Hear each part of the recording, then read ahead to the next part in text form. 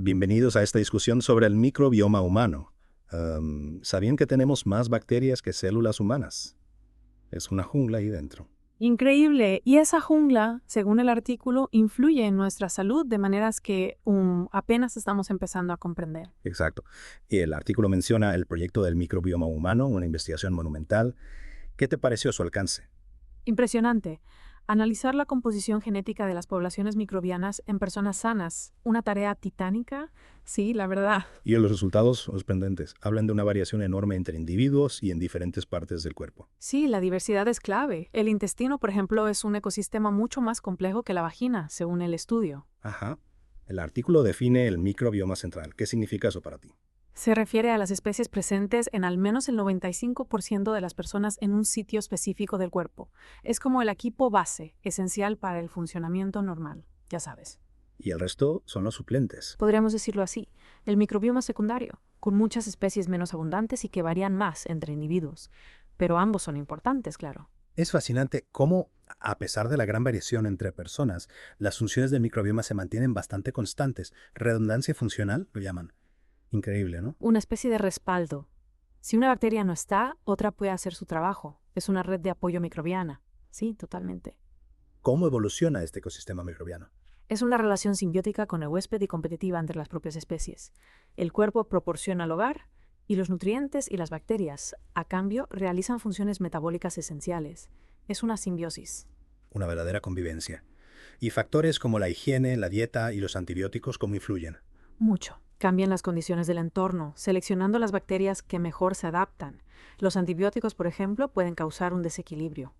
Un gran desequilibrio. Un desequilibrio que puede llevar a la enfermedad. Es un tema delicado. Sí, muy delicado. Sí, la disbiosis.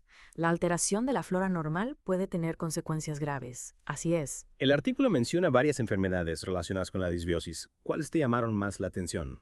La colitis asociada a antibióticos, por ejemplo, causada por la proliferación de Clostridium difficile tras el uso de antibióticos, es un claro ejemplo de cómo la alteración del microbioma puede causar enfermedad.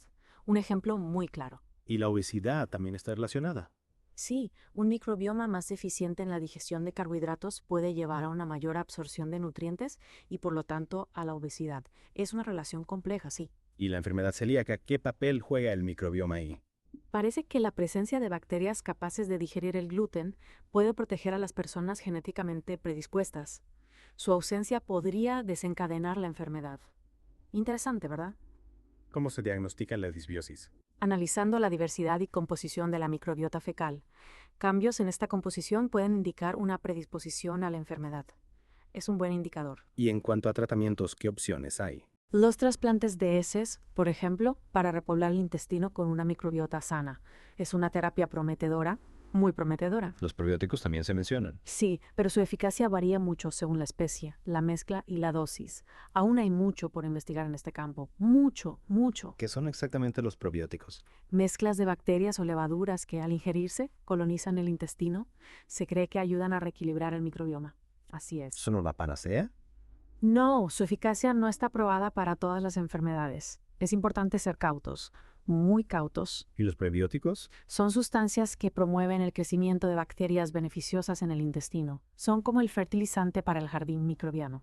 Exacto. ¿Qué nos depara el futuro en este campo? El análisis del microbioma podría convertirse en una prueba diagnóstica rutinaria.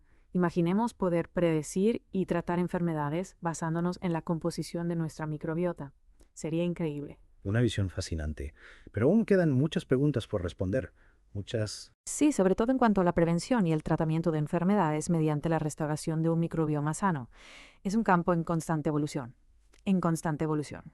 ¿Crees que los antibióticos serán reemplazados por terapias microbianas inteligentes? Es posible. El futuro de la medicina podría estar en el equilibrio de nuestro ecosistema interno. Quizás. El artículo plantea varias preguntas sin respuesta. ¿Cuáles te parecen las más importantes? Predecir enfermedades monitorizando cambios en el microbioma, determinar qué cambios son más importantes, taxonomía o función genética, y desarrollar terapias microbianas efectivas y personalizadas. Sí, esas son claves. Y el papel del genoma del huésped, los factores ambientales y nuestras prácticas higiénicas, ¿cómo influyen? Son factores cruciales que interactúan de manera compleja para moldear el microbioma. Es un rompecabezas multifactorial.